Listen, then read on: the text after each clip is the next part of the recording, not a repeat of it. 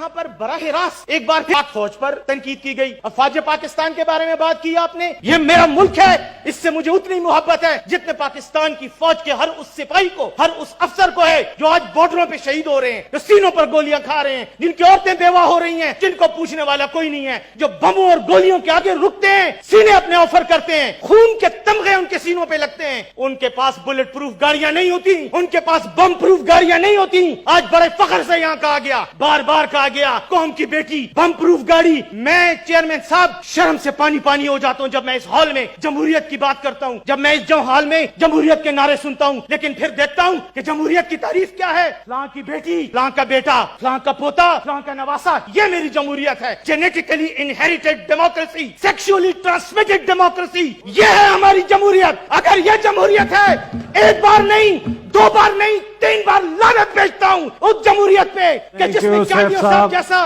معزز آدمی، جس میں رضا ربانی صاحب جیسا معزز انسان کھڑا ہو کر ایک ایسے شخص کو اپنا لیڈر کہتا ہے اور قائد کہتا ہے جو صرف اور صرف وراثت کی وجہ سے، ایک واقعاتی حادثے کی وجہ سے لیڈر بنتا ہے. خدا کے لیے چیئرمین صاحب ہر بات کریں، لیکن وہ بات نہ کریں جس پہ آپ کو کم از کم اپنا ضمیر آپ کا ٹون ٹون کرنے لگ جائے کہ یہ بات آپ غلط کر رہے ہیں. چیئرمین صاحب جمہوریت کی خدمت ہم موروثی جمہوریت کو ڈیفینڈ کر کے نہیں کر رہے، ہم نے جمہوریت کو تباہ کیا ہے. جمہوریت کا قاتل اور کوئی نہیں ہے. میں اور اس ایوان میں میرے آج بیٹھے ہوئے لوگ اور ان سے پہلے گزرے ہوئے جنہوں نے جمہوریت کے اصولوں کو پامال کیا، جنہوں نے خاندانی وراثت کو تقویت دی، جنہوں نے ان لوگوں کو لیڈر کہا جو بم پروف گاڑیوں میں پھرتے ہیں. میری بات سنیں چیئرمین صاحب، میں ایک بات کہنا چاہتا ہوں، میرا ایک ہی لیڈر ہے، اس کو میں اپنا لیڈر کہتا ہوں چاہے دنیا کو پسند ہو یہ بات یا نہ. محمد رسول اللہ اس کا نام ہے، اس کو میں اپنا لیڈر کہتا ہوں. وہ اور اس کے نیچے جو ماننے والے تھے، عمر کی بات کرتا ہوں میں، عثمان کی بات کرتا ہوں میں، علی کی بات کرتا ہوں رضی اللہ تعالیٰ عنہم اجمعین. میری بات سنیں چیئرمین صاحب، کس بم پروف گاڑی میں وہ پھرتے تھے، کون سی بلٹ پروف جیکٹ وہ پہنتے تھے، لیکن روم اور پرشیا کی سلطنتوں کی اینٹیں بجا دی تھی انہوں نے.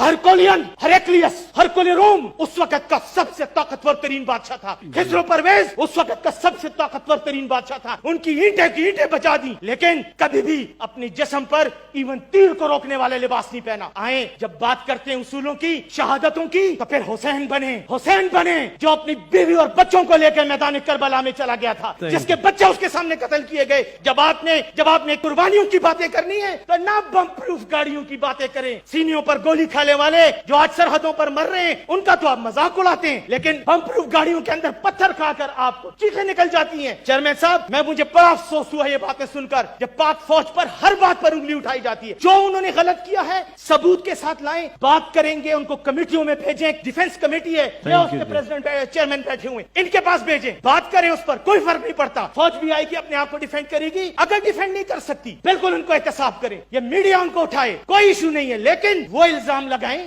جس کے پیچھے آپ کے پاس ثبوت بھی ہو. یا آپ کی مسلمانی کا تقاضا ہے، یا آپ کی جمہوریت دار کا تقاضا ہے. ایک منٹ چانڈیو صاحب بیٹھے ہیں، حوصلہ. ان اللہ مع الصابرین، ان اللہ مع الصابرین، صبر کریں اور سچ سنیں. کہا گیا جی فوجی جنرل مشرف جو ہے وہ موت کا انتظار کر رہا ہے. کیا اس دنیا میں موت کا انتظار صرف پرویز مشرف کر رہا ہے؟ چانڈیو صاحب کیا آپ کو موت نہیں آنی؟ کیا مجھے نہیں آنی؟ کیا ہم سب کو اس حال میں بیٹھے ہوں کو موت نہیں آنی؟ ہم سب نے موت کا ذائقہ چکھنا ہے. پرویز مشرف اس وقت 80 سال تک پہنچ گیا ہے، آخر اس نے بھی مرنا ہے. اس نے جو کچھ کیا دھڑلے سے کیا، دبنگ طریقے سے کیا. جب تک اس کے ہاتھ میں طاقت تھی اس نے اپنی طاقت کو استعمال کیا. غلط یا صحیح کا فیصلہ اللہ کرے گا یا اس دنیا کی عدالتیں کریں گی. اس دنیا کی ایک عدالت نے اس کے خلاف فیصلہ کر کے اس کو چوک میں لٹکانے کا ڈائلاگ بھی بول دیا. کیا ہوا؟ کس نے اس کا کیا بگاڑ لیا؟ ایسی باتیں نہ کریں، یہ تکبر کی باتیں ہوتی ہیں. اس سے انسان بدمزگی پیدا کرتا ہے اور کچھ نہیں پیدا ہوتا. پرویز مشرف اسی طرح باعزت دبئی میں پڑا ہوا ہے، اپنے گھر میں ہے، اپنی ماں کے پاس ہے. پرسوں اس نے اپنی سالگرہ منائی ہے، کوئی فرق اس کی زندگی میں نہیں آیا. ہاں اس نے اس ملک کو بدلنے کی اپنی طور پر کوشش کی، کچھ کام ٹھیک کیے، کچھ غلط کیے. ایسی کوئی بات نہیں ہوتی، انسان ہے، اچھے کام بھی کرتا ہے، غلطیاں بھی ہوتی ہیں. لیکن ایسی بات کرنا کہ وہ موت کا انتظار کر رہے،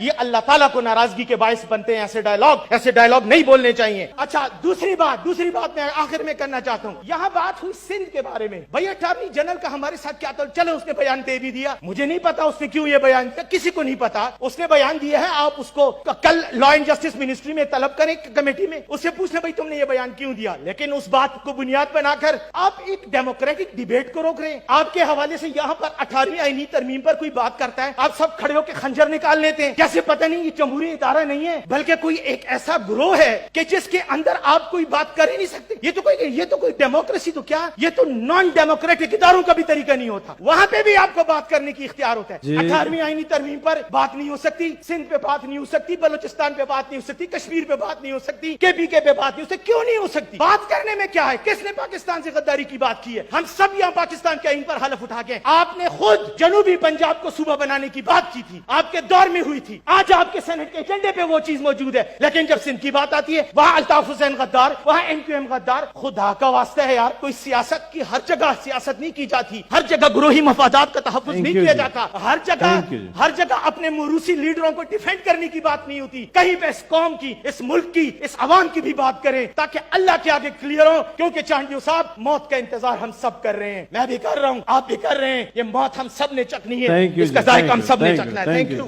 میرا پرابلم یہ ہے کہ میں جو لیلیا نہیں ہوں اور میں امروہے کا نہیں ہوں, میں پشتون ہوں. میرا پرابلم یہ ہوتا ہے کہ جب میرے اوپر کوئی وار کرتا ہے تو میں اس پہ 2 وار کرتا ہوں, جب میرے خلاف کوئی بات کرتا ہے تو میں اس پہ 2 بار بات کرتا ہوں, اور آخر وقت تک اپنے دشمن کو, اپنے مخالف کو اس وقت تک نہیں چھوڑتا جب تک یا تو معافی نہ مانگ لے یا مجھے نہ تباہ کر دے. تیسرا ایک راستہ اور ہوتا ہے, سیاسی مخالفین کو کہہ رہا ہوں, تیسری بات, ایک اور راستہ بھی ہوتا ہے اور اس راستے کو کہتے ہیں راضی نامہ اور صلح کا راستہ, لیکن وہ راستہ اینڈ میں آتا ہے, وہ آخری آپشن ہوتا ہے. پھر آپ نے کہا کہ انسان دعا مانگتا ہے اور پھر اس وقت دعا کی قبولیت کا ٹائم ہوتا ہے. اگر اس ملک پر آج یہ لمحہ, اگر اس ملک پر اگر قبولیت کا وقت ہے تو میں آج اللہ سے یہ دعا مانگتا ہوں کہ وہ میری جان اس ملک پر ایک بار نہیں 1000 بار قربان کر دے, میری نسلوں کو قربان کر دے.